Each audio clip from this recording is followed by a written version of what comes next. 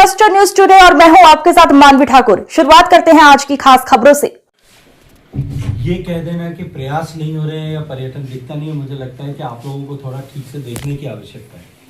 मैं कल बाड़मेर में था और कल मैं जैसलमेर के होटल व्यवसायियों और दूसरे लोगों से कल रात को मिला था।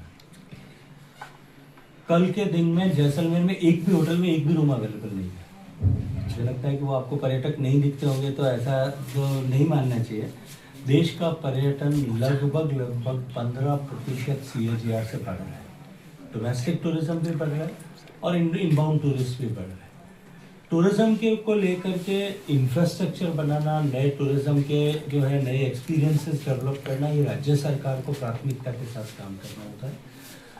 पिछले वर्ष में हमने राजस्थान के सरकार को लगभग 450 करोड़ रुपए इसके निमित्त दिए थे। राजस्थान के पर्यटक स्थलों को डेवलप करने के लिए, खाटू श्याम जी के मंदिर के लिए और वैष्णो करणी माता जी के मंदिर के लिए ऐसे प्रोजेक्ट्स भी हम सैंक्शन किए हैं। अभी हमने राज्य सरकार को फिर कहा है कि हम आइकॉनिक प्लेसेस डेवलप करना चाहते हैं जो ग्लोबल लेवल का डेस्टिनेशन हो, और उसके लिए राजस्थान सरकार ने कुछ प्रेजेंटेशन किए। आने वाले समय में इस पर काम करेंगे। सर, दिल्ली में एयरपोर्ट को लेकर रैली होने जा रही है राहुल गांधी की, और मुझे लगता है कि राहुल गांधी जी की रैली में एक बार कांग्रेस के लोगों को जाने से पहले और रैली में खड़े होने के पहले लोकसभा में जब इस विषय पर चर्चा हुई थी, उस विषय पर माननीय गृह मंत्री जी का भाषण एक बार पढ़ लेना चाहिए और वहां सुना भी देना चाहिए।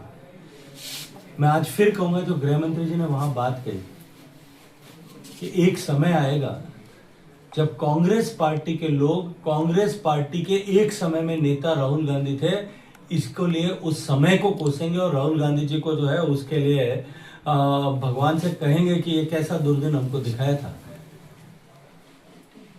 पार्लियामेंट में इतना समय व्यर्थ करने के बाद में, देश की जनता के भले के लिए जहां काम हो सकता था इतना समय व्यर्थ करने के बाद में उन्होंने चर्चा मांगी। उस चर्चा पे जबरदस्त पिटाई हुई, छोड़ करके भागना पड़ा और बाद में अब फिर वहां पर रैली कर रहे हैं। तो मुझे लगता है कि जो कोई न समझता हो उसको समझाया जा सकता है, लेकिन किसी ने नहीं समझने का तय किया हो उसको समझाना बहुत मुश्किल है। इससे पहले भी ऐसा हुआ है। तो रफाल के ऊपर उन्होंने कितनी तरह की टिप्पणियां की थी, हर बार अलग अलग तरह का आंकड़ा देते थे। कभी कभी तो उन्होंने पार्लियामेंट के फ्लोर पर जितनी रफाल की टोटल डील थी उससे ज्यादा का घोटाला बता दिया था।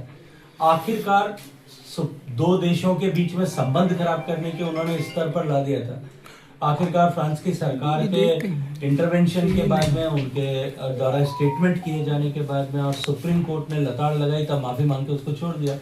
मुझे लगता है आने वाले समय में कभी इसके ऊपर भी कि वो संवैधानिक संस्थाओं पर जिस तरह का हमला कर रहे हैं और भारत के लोकतंत्र को क्षीण करने की कोशिश कर रहे हैं, कभी न कभी न्यायपालिका उसके लिए उनको जो है उनको कठोर फटकार लगाएगी और उस दिन से ये चैप्टर बंद हो जाए।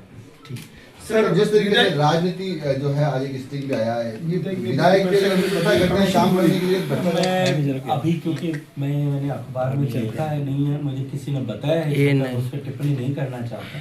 लेकिन लोकतांत्रिक व्यवस्था में शुचिता और पवित्रता सबको बनाए रखना चाहिए, चाहे वो किसी भी दल में हो, किसी भी क्षेत्र में हो, किसी भी पद पर हो, कहीं भी काम कर।